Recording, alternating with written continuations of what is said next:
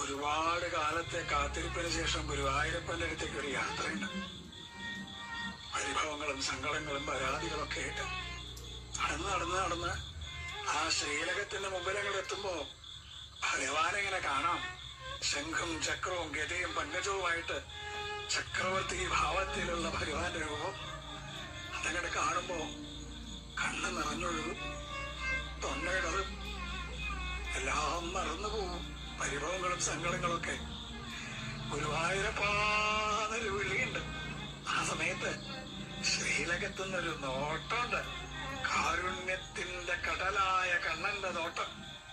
ഞാനില്ലേ കൂടെ എന്ന് പറഞ്ഞിട്ട് ആ കണ്ണനെ ഹൃദയത്തിലേക്ക് നിറയ്ക്കുമ്പോഴേക്കും ദ്വാരപാലകർ നമ്മളെ നിൽക്കേണ്ടാവും. പക്ഷെ ആ കാരുണ്യം നിറഞ്ഞൊരു നോട്ടല്ലേ, അത് മതി നമ്മളെ പരമാനന്ദത്തിൽ ആറാടിക്കാൻ. കൃഷ്ണ ഗുരുവായൂരപ്പ.